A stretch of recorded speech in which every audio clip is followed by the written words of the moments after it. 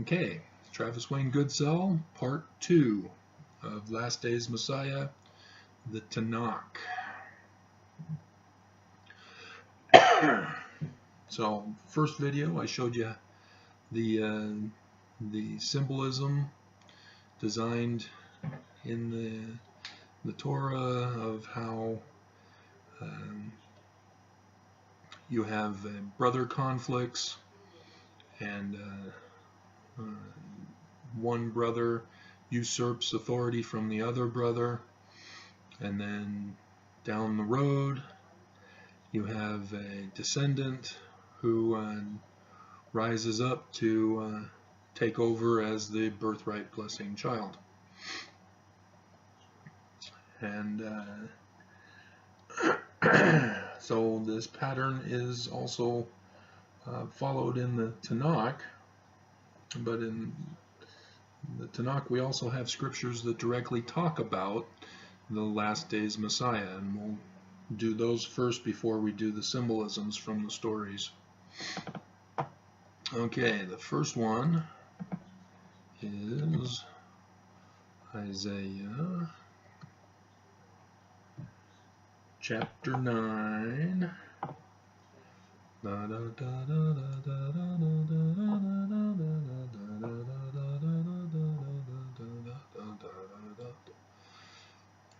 Alright, and everybody knows this one, but everybody misinterprets it.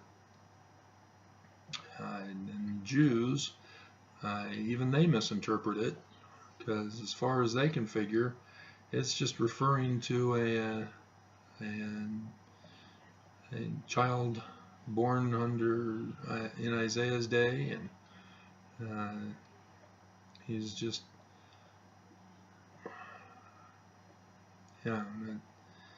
it's reminiscent of the days of King David.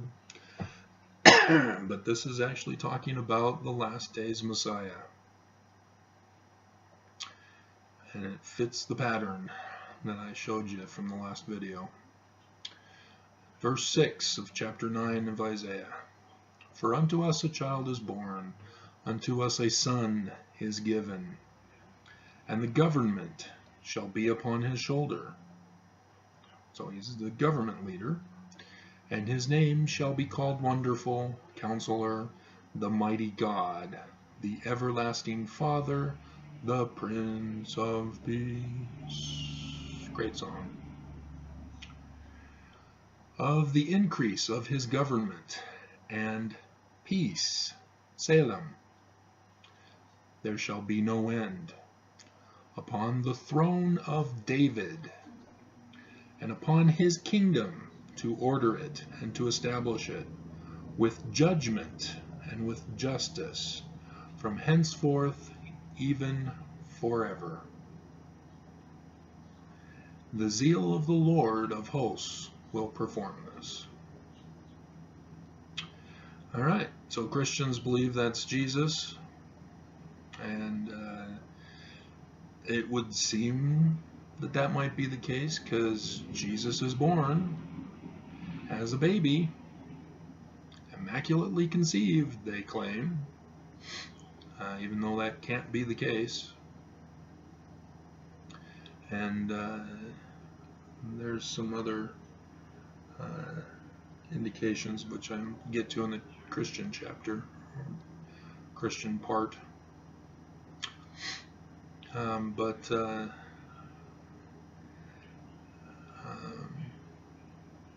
Yeah, this is the child who takes over the government as the birthright blessing son.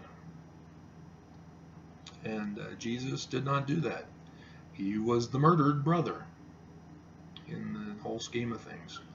So he is not this person whom Isaiah is talking about. And it is actually talking about the last days Messiah, who is to restore the kingdom of David and take back the throne that was usurped. Okay, 11 or nope, sorry, yeah, chapter 11, verse 1 in Isaiah. This also talks about it, but not how people would think, because the Mormons mess up on this, and Christians don't have a clue as what's going on here, because there's going to be some Hebrew instruction involved in this one. And it says, "And there shall come forth a rod out of the stem of Jesse, and a branch shall grow out of his roots. And the Spirit of the Lord shall rest upon him, the Spirit of wisdom and understanding, the Spirit of counsel and might, the Spirit of knowledge and of the fear of the Lord. And shall make him of quick understanding in the fear of the Lord. And he shall not judge after the sight of his eyes, neither reprove after the hearing of his ears, but with righteousness shall he judge the poor, and reprove with equity for the meek of the earth. And he shall smite the earth with the rod of his mouth, and with the breath of his lips shall he slay the wicked. And righteousness shall be the girdle of his loins, and faithfulness the girdle of his reins." And then it goes on to talk about the wolf also shall dwell with the lamb. So here we go, talking about a future event. So it's not Jesus, because again, verse 6, the wolf shall dwell with the lamb, has to do with the millennial reign of peace after Armageddon in the last days. And so, and there shall come refers to the latter days. And it's talking about the last days Messiah. He is the rod. The rod is the symbol of kingship here, because that's what we see from his description. He's a judge, judging the poor, reproving with equity the meek, and smites the earth with the rod of his mouth. So he's in a position of worldly authority, world power. So yeah, he's restoring the kingdom of the house of David, which came from the house of Israel all the way back. And so most people who are unfamiliar with the original translations look at branch and they get confused and think, oh, that's the branch from Jeremiah, Ezekiel, Zechariah. No. Nope. It's a different word. And it's actually mistranslated here. The one that Isaiah is talking about is the rod out of the stem of Jesse. Jesse is the father of King David. And so it's a descendant of David through Jesse. And that's why it's the stem of Jesse rather than the stem of King David, so that we understand that Jesse is a birthright blessing person of whom the rightful heir to the throne is to be. And so this rod, which is using the plant metaphor, it's the branches that sprout up above the ground from the stem, the base of the tree or the plant. And what we have here, where it says branch shall grow out of his roots. Roots are already branches. And so what's going on here? Is this twigs from the roots? No. because roots are all considered one thing, not like branches and then are not the main trunk, and then branches, and then sub-branches, often called twigs. But they're also called branches. The word translated for twigs is a young sprout from a branch. So it's not really a twig.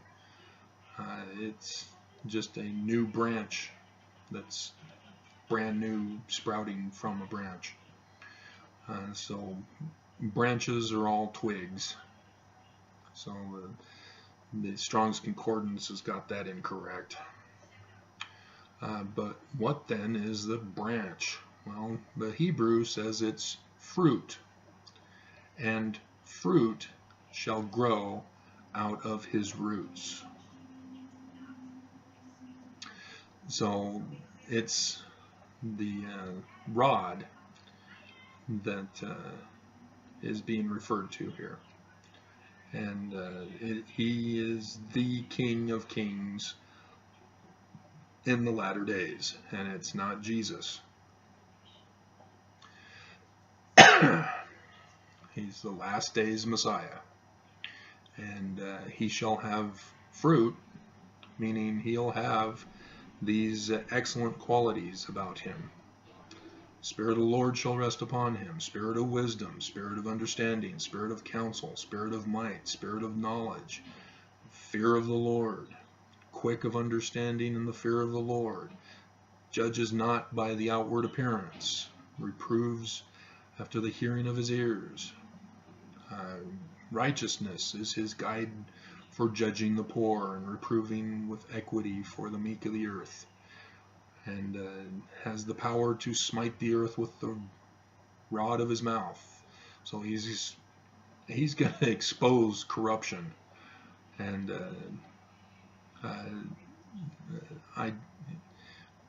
he's going to completely destroy and expose the evils and the corruptions and the crimes that are going on in all of the world, in all nations, from the highest levels to the lowest levels, who are following the examples of their leaders.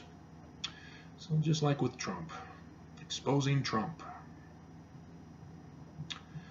And so this is the type of person who he is. It's just one guy being referred to here. And it's not two people, as the Mormons think it is. It's one person. And this is right before the millennial reign of peace. This is how the wicked are going to be destroyed, is through being placed in a position of power and exposing the corruption of the world, which seems a little unlikely from our experienced point of views, because right now we have a government here in the United States that's blatantly corrupt. They have no qualms about trying to cover it all up, even though they do cover it up, but it gets exposed, and then they just say, whatever. I get a pause. Okay. False alarm. Alright, so Isaiah chapter 11 is talking about the last days Messiah, the child, of whom the government will be upon his shoulders. He will rule the world. He is not the Antichrist that Christian fundamentalists are promoting on YouTube. He is the Messiah, the Christ, of whom everybody has been waiting and prophesying about. And as we see our day, where alt-right conservatism is spreading all over the world, as people are having elections and voting in alt-right conservatives, fascists, as they're also called, Nazis, white supremacists, etc., etc.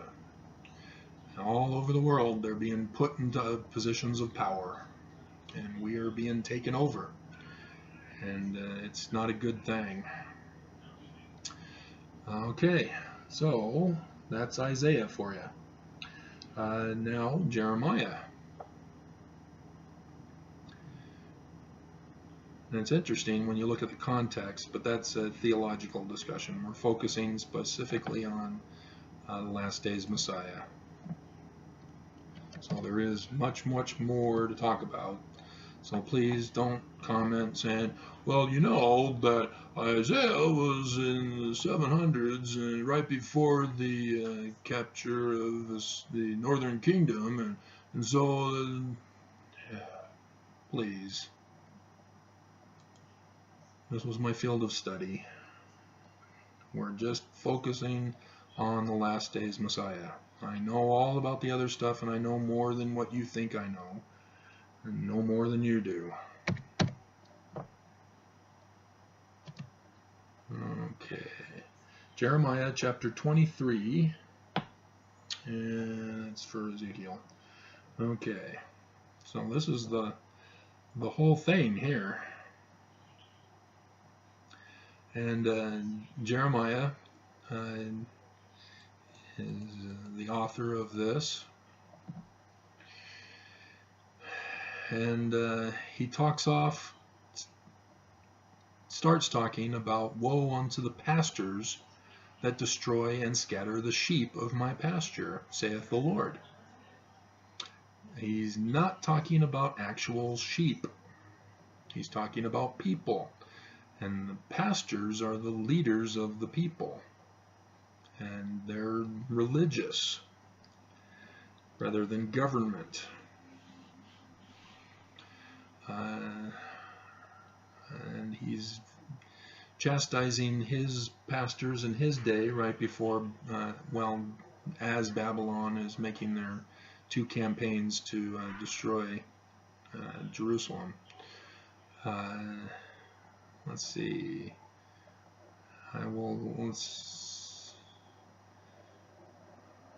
You have scattered my... Oh, come on, people. Okay, back again. Alright, so, yeah, this is the future. Because in verse 3 of Jeremiah 23, he says, and I will gather the remnant of my flock out of all countries whither I have driven them.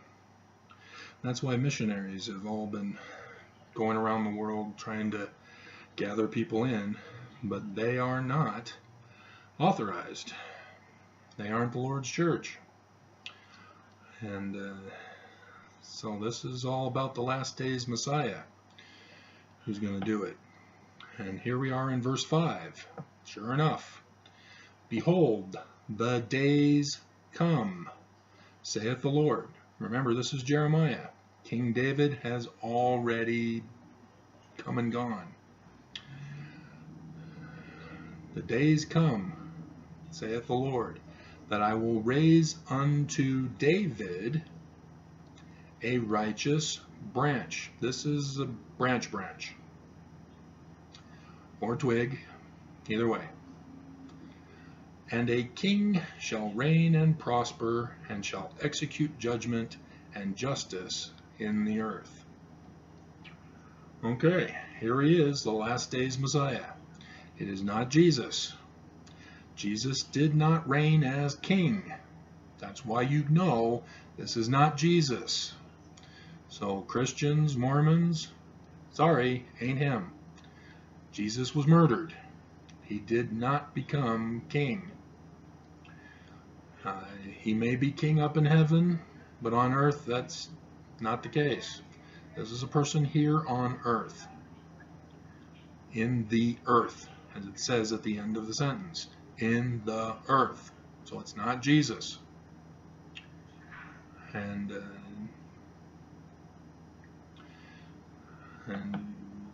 it'll be continually confirmed because we've got a whole bunch of stuff about him. Okay, so again, it's using branch rather than descendant, keeping to the analogy. And in another place, we're going to find out why, because he's actually called the branch or the twig. That's his name. Twig. And, okay. In his days, Judah shall be saved. The Jews. Or is it something else? Because it's not pronounced Judah. It's pronounced Judah. There's an American Indian tribe with that same pronunciation who are the tribe of Judah. And Israel shall dwell safely, and this is his name whereby he shall be called the Lord our righteousness. And it's actually Zadok rather than righteousness. The Lord our Zadok. So the Zadok master, he'll be a high priest. So not only a king, but a high priest. Thus a Melchizedek, as we talked about, who met with Abraham. He will be like a Pharaoh of Egypt, a king and a priest, high priest. Okay, therefore, behold, the days come, saith the Lord, that they shall no more say, the Lord liveth, which brought up, come on, they're purposely putting which instead of who to make the Lord a supernatural entity rather than a human character. And I discussed that in the first video. The Lord who brought up the children of Israel out of the land of Egypt. Okay, now you've read about the Exodus. That's what he's talking about here. Who was the one who brought up the children of Israel out of the land of Egypt? It was the Lord, but who was acting on behalf of the Lord? Moses. So that's, again, further confirmation that Moses is a symbol of the last days Messiah, confirming that Deuteronomy is correct. And so here we're talking about a time in the future when the last days Messiah shall be around. They're no longer going to be talking about the Exodus at that time. And in verse 8, but the Lord liveth, which brought up and which led the seed of the house of Israel out of the north country, and from all countries whither I have driven them, and they shall dwell in their own land. So there you go. There's the last days Messiah, because he's the one who will gather the house of Israel. And it's interesting, they shall dwell in their own land, even though he's gathering all of the house of Israel from all over the world. So he's actually going to be appointing people their lands of inheritance in a specific area. And so that's a key thing to remember here. And okay, so that's it from there. And he goes on and talks about how both prophet and priest are profane. In my house I have found their wickedness. So, yep, that's referring to the last days organization. Remember, the usurper corrupts the birthright blessing, and it has to be restored by a descendant of the birthright blessing, child, person, brother, who was murdered. And so here we see that not only the governments will need to be brought down, but also the religion will have to be brought down. Okay, Jeremiah 33.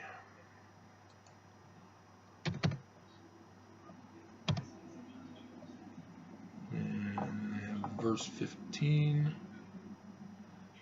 Yeah, and verse 7. And I will cause the captivity of Judah and the captivity of Israel to return, and will build them as at the first.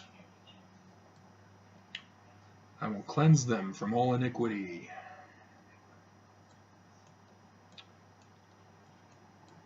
So he's talking about the latter-day Messiah who will do it all.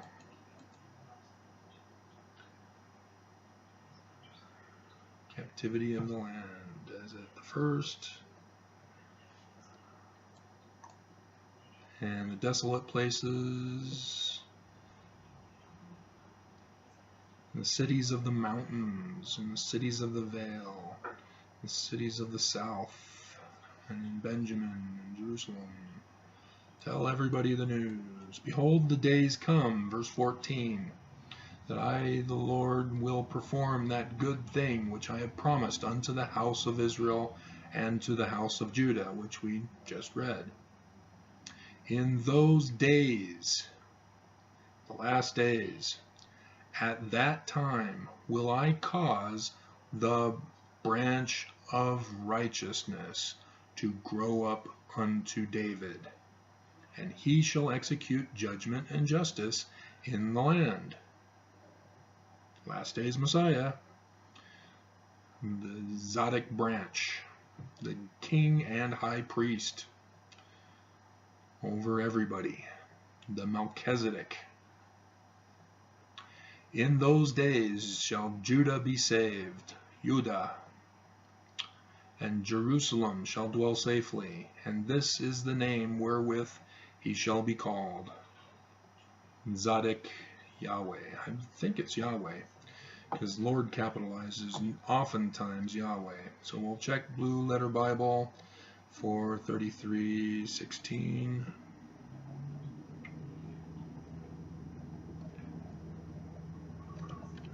Blue Letter Bible.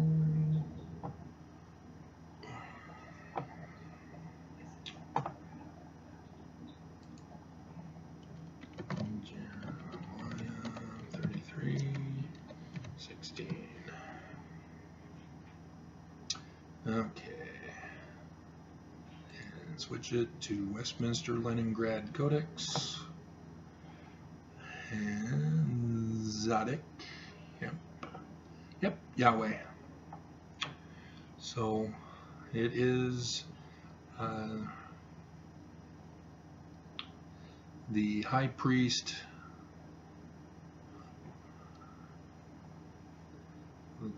Yahweh.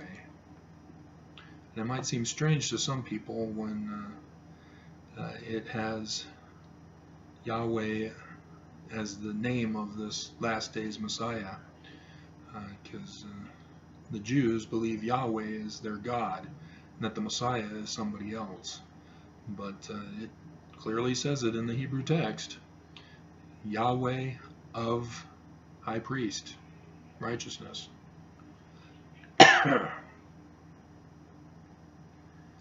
And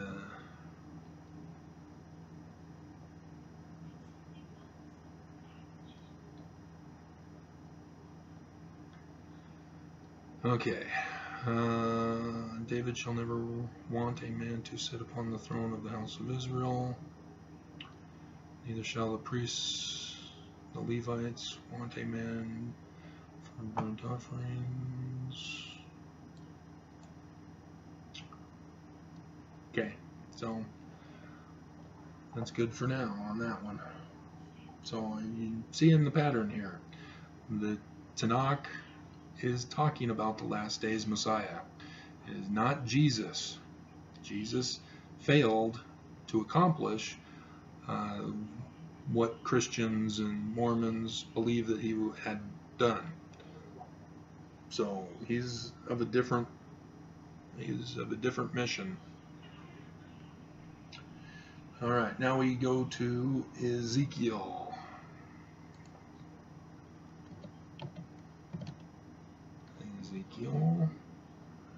And the first one is in 17. Okay. Here we have discussion of young branches in 17, which is why I wanted to come to this one before I go to 37. Okay, in verse 4, 3, I see eagle. I see an eagle. Okay, so he's putting forth a riddle. Speak a parable unto the house of Israel, and say, in verse 3, Thus saith the Lord God, a great eagle. This is all symbolisms. This is a parable riddle. With great wings, long-winged, full of feathers, which had divers colors, came unto Lebanon, and took the highest branch of the cedar. He cropped off the top of his young twigs. Its young twig should have been, because this is the Lebanese cedar top branch. So the high branches refer to government authority, the leaders, the birthright blessing,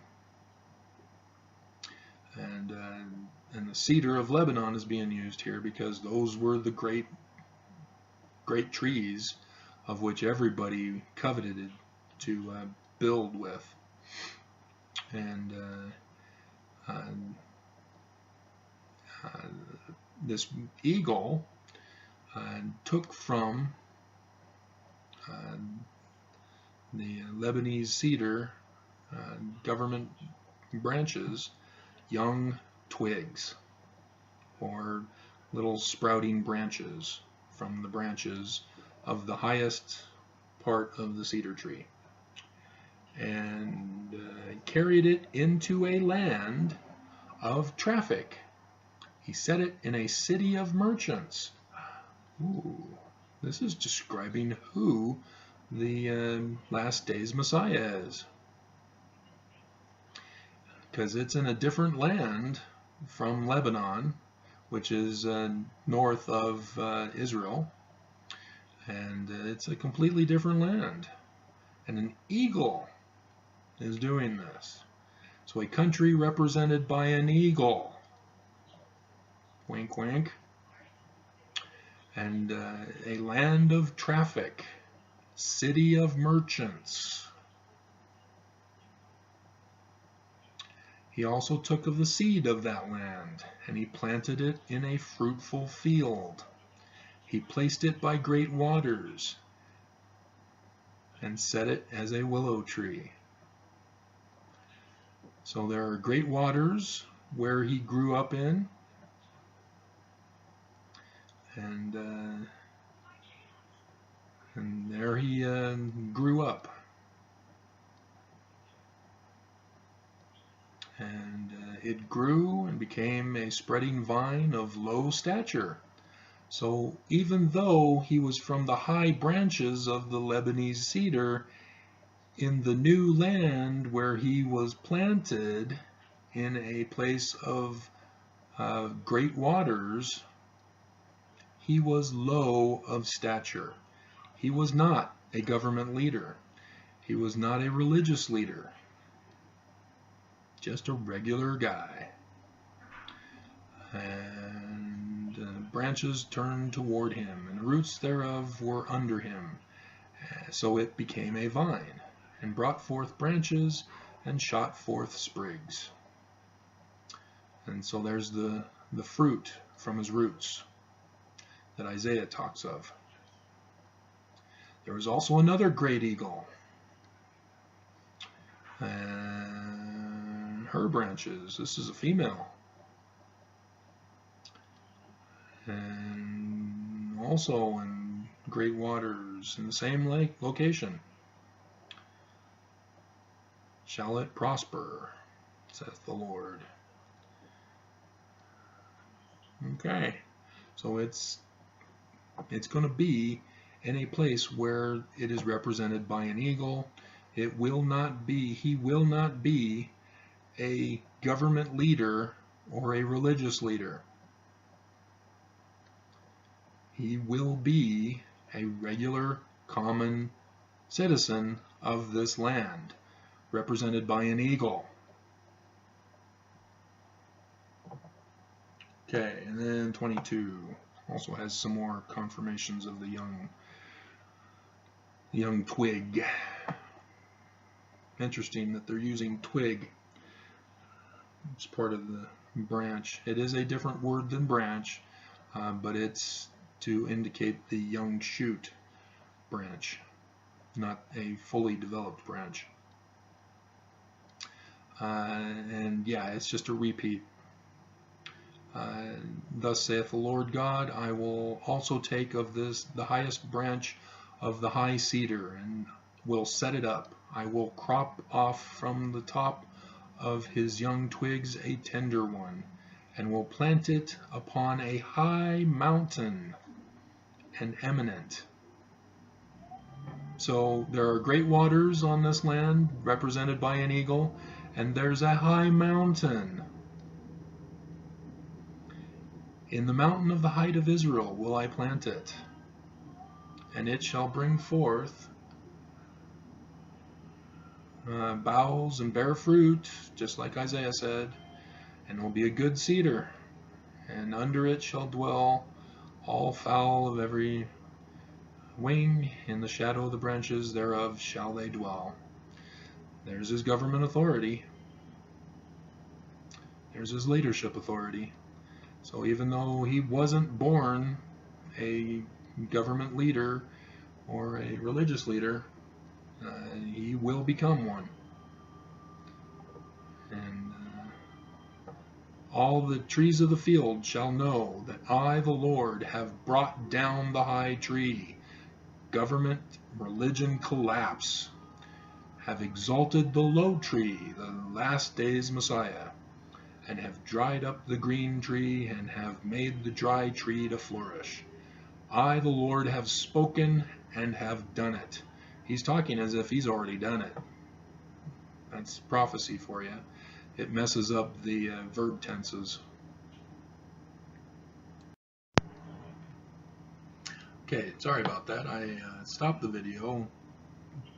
Not too familiar yet with the pause button that I need to remember to utilize.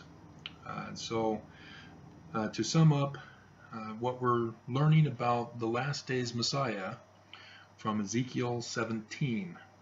This is who he is, not what he will do, but who he is. The others from Isaiah and Jeremiah have been what he will do, and this is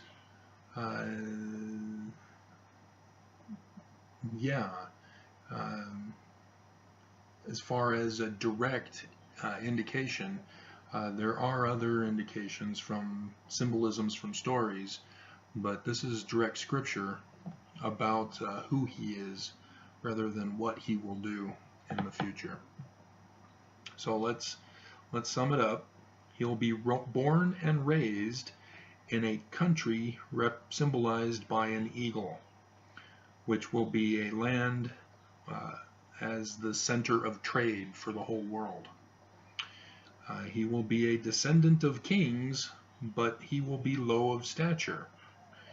He will be tall, born among tall trees. So he'll be tall, just like the trees around him in his birthplace. He will live among great waters. He will never have government or religious leadership positions. And he will live on a high mountain, like the mountain of Israel. So that in and of itself reveals a lot, especially if you know which country, and we all know it's the United States. And yeah, spoiler alert, which I've already given you in other videos, the United States is the land of the eagle. and we were all brought here with the discovery of this land, and I've been trying to clue you in on some things along the way, like Utah. The United States has a state named after the Indians of that region, the Ute Indians, and there's the University of Utah, the Ute Indians of Utah, and they have the mountains, and the Ute Indians are named for being top of the mountain, top of the mountains. I think it's just the singular, top of the mountain. And yeah, guess where we have tall trees like the cedars of Lebanon? San Francisco. Planet of the Apes, the reboots. Excellent movies. But yeah, he'll be born in the San Francisco area. And the Great Lakes. It's not necessarily the oceans on either side of the United States, but there are some Great Lakes in Michigan. In fact, they actually call them the Great Lakes. Interesting, huh? And Michigan is the shape of a hand, as if a hand is planting those who live there. And so he'll be born in Northern California. He'll live in Michigan. He'll live in Utah. All right there from Ezekiel chapter 17. And he'll never be he'll never be in a position of prominence in the world. He'll just be a regular person, regular citizen of the land, a land of the United States that is the center of all traffic and merchandising throughout the whole world. So that's who he is, and there's more to it. We're not done yet. We're not even close. We're still in the Jewish understanding of who this last day's Messiah is. Okay, so Zechariah.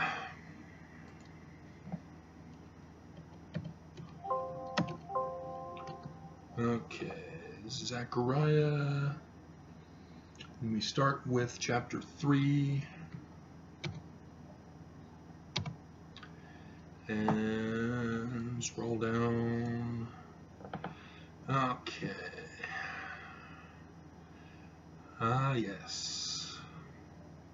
Hear now, O Joshua the high priest. So this is during Zechariah's time, and there's a Joshua who's a high priest. Joshua is the Hebrew word for the Greek word Jesus. Yah is salvation. So Jesus, the high priest, thou and thy fellows that sit before thee, for there are men wondered at, for behold, I will bring forth my servant the branch. So it's interesting that he's talking to a guy whose name is Jesus, because when we get to the stories from the Tanakh, there's the book of Jesus, and there's all sorts of symbolisms in that. And so, yeah, Jesus is different because Jesus is the one who follows Moses, so Moses becomes the one who dies, and Jesus then takes over later on to bring people to the land of promise, and does battle on the land so that the house of Israel can settle there.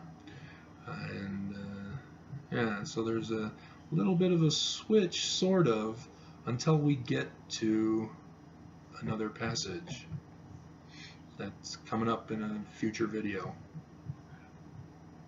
For behold, the stone that I have laid before Jesus, upon one stone shall be 7 eyes. Behold, I will engrave the graving thereof, saith the Lord of armies, and I will remove the iniquity of that land in 1 day. Wow. There's a prophecy right there. So the land where the branch is, the last days Messiah, the iniquity of that land will be immediately cut off, stopped, destroyed in 1 day. The United States will be stopped in its wickedness in 1 day. In that day, saith the Lord of hosts, shall ye call every man his neighbor under the vine and under the fig tree. So that's huge. Nobody's ever spoken of that, have they? All right, Zechariah 6. And scroll down to 12. All right, well, he's talking to Yosedek.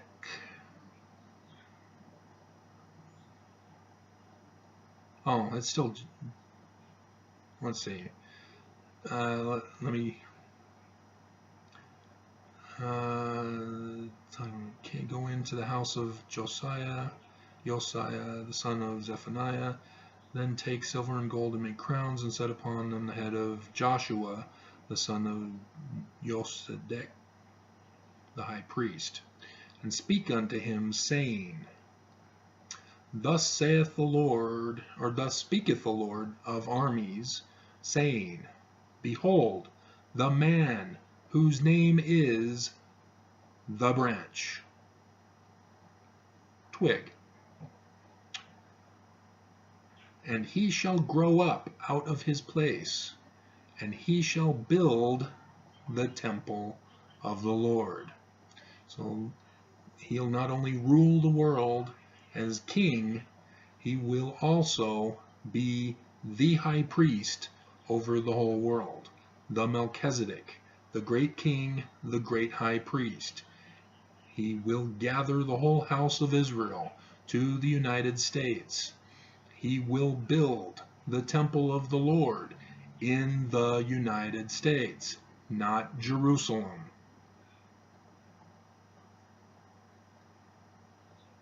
Right here, Zechariah. We just identified that the branch is in the United States. That the United States will be destroyed, and from its ashes, the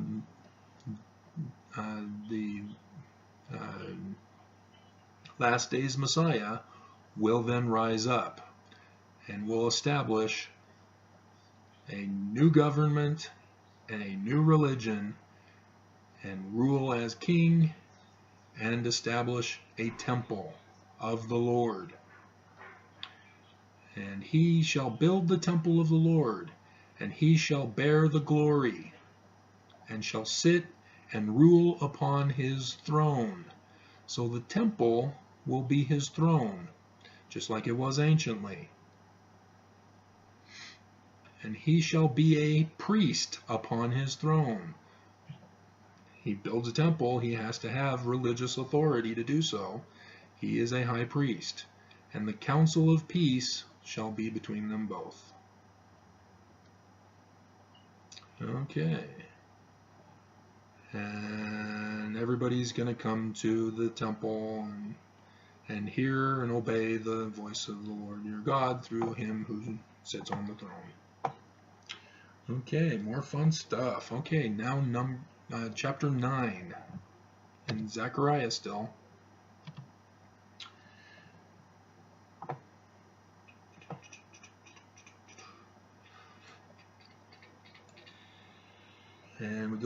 down to verse 10. Oh, wait a minute. Here we have the thing that Jesus was said to have done. Although Jesus did it on a male, an adult male ass, jackass, whereas here in Zechariah, it's a young female ass, I believe.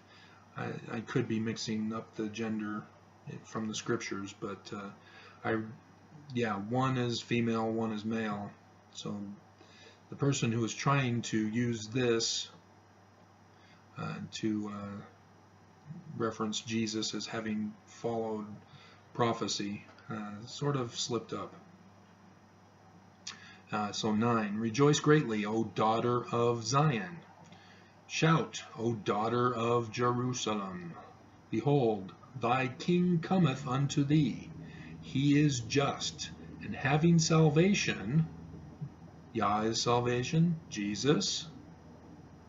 Lowly, just like the last days Messiah. He's not a leader in government or religion. He's just a lowly person. And riding upon an ass, and upon a colt, the foal of an ass. And I will cut off the chariot from Ephraim. So the vehicles will be cut off, and the horse from Jerusalem, and the battle bow shall be cut off, and he shall speak peace, Salem, unto the heathen, and his dominion shall be from sea even to sea, and from river even to the ends of the earth. King of the world. As for thee also, my blood of the covenant I have sent forth thy prisoners out of the pit wherein there is no water. Okay, so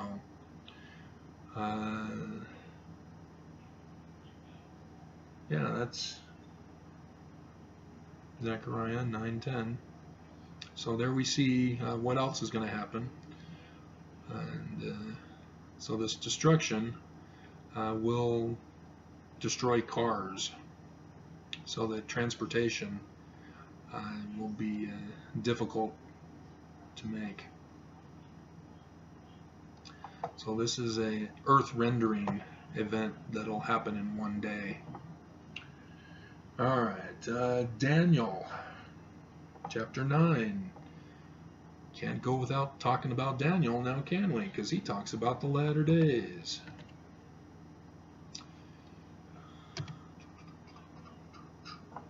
And 9, all the way down to 24 and 25. Okay, so this is going to surprise people yet again, because people have not understood how to interpret Scripture properly. Both Jews and Christians and Mormons, they've all messed it up. Okay, so people are familiar with this because everybody I've seen on YouTube recognizing the signs from Revelation chapter 12 are saying, okay, well, now we can place Daniel's time frames in with these signs from John the Revelator, and everybody's got a different way to assign them, and they're all wrong. All right, so in verse 24, 70 weeks are determined upon thy people and upon thy holy city, to finish the transgression, and to make an end of sins, and to make reconciliation for iniquity, and to bring in everlasting righteousness, and to seal up the vision and prophecy, and to anoint. Anoint means to christen, and that comes from the word Christ, who is an anointed one. So it's not talking about Jesus, because this is the last days. They're going to anoint the most holy. Jesus has already been anointed, so he doesn't need to be anointed in the last days. Thus, it is not him being referred to. This is the last days Messiah. How do I know that? Verse 25. Know therefore and understand that from the going forth of the commandment to restore and to build Jerusalem unto the Messiah, the Prince. A prince is a son of a king. And so if Jesus is the King of Kings, guess what, Christians? This Messiah is a son of Jesus. Just like John the Revelator says in chapter 12, Jesus is the missing husband of the woman who is pregnant with the son who will be the ruler of the world, the prince. So it's not Jesus. This is the last days Messiah. Messiah the Prince. Moses was called the Prince of Egypt. Messiah the Prince. And then it goes on to other things. Interesting here, in 26, Messiah shall be cut off, but not for himself. And the people of the prince that shall come shall destroy the city and the sanctuary, and the end thereof shall be with a flood, and unto the end of the war desolations are determined. And then in the final verse of this chapter is the abomination of desolation, talked about in the Gospels by Jesus. And so what we're seeing here is a rebellion in 26. So that's interesting. So the temple will be started, but people are going to rebel, destroy the city that he tries to build up, and destroy the sanctuary thereof. Sanctuary is the inner part of the temple, within which is the Holy of Holies. Okay, so that's very interessante. Okay, so Malachi. Malachi means messenger. Malachi. And chapter 4. All right. For behold, the day cometh, that shall burn as an oven, and all the proud, yea, and all that do wickedly, shall be as stubble. I wonder if this is an actual burning because of the release of methane as a result of all the pollution that we've been putting in the atmosphere, resulting in the ice melting and releasing the methane, and that's going to cause an increase in temperature of the earth. Not only will it raise the waters of the oceans, and thus the coastal cities will be flooded, but the inlands will increase with heat. And we're expecting by 2040 all biological life gone. So this may actually be legitimate as an actual burning, not just a metaphoric burning. And all the proud, and yea, all that do wickedly, shall be as stubble. People are going to die. And the day that cometh shall burn them up, saith the Lord of hosts. Again, we're talking about a single day, it looks like. That it shall leave them neither root nor branch. So no posterity. But unto you that fear my name shall the sun up in the heavens, the sun that shines in the sky, not sun as in a son of a father. The Mormons changed that to son of the Father, Here it's actual son of Zadok, the high priest. Arise with healing in his wings. Wow, that's Egyptianism. And ye shall go forth and grow up as calves of the stall. And ye shall tread down the wicked, for they shall be ashes under the soles of your feet in the day that I shall do this, saith the Lord of hosts. Remember ye the law of Moses my servant, which I commanded unto him in Horeb, with his statutes and judgments. I will send you Elijah the prophet before the coming of the great and dreadful day of the Lord. And he shall turn the heart of the fathers to the children, and the heart of the children to their fathers, lest I come and smite the earth with a curse. In other words, wasted. So, yeah, we're looking at a situation where this last days Messiah is going to protect a remnant of people in the United States.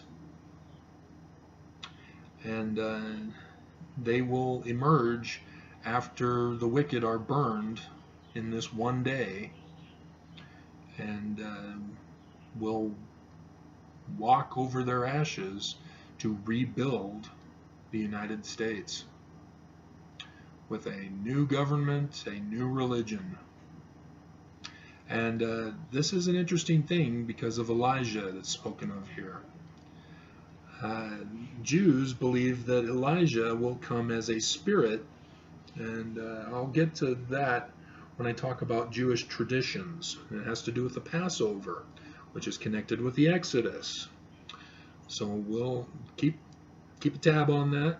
We'll get to it in a future video.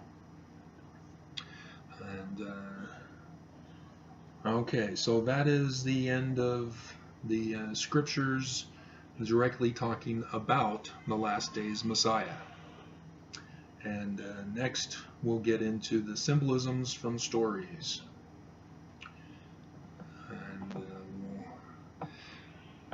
And wow, so that's going to be a while, because it takes a while to upload these videos. So it might be a several day event that we're doing here.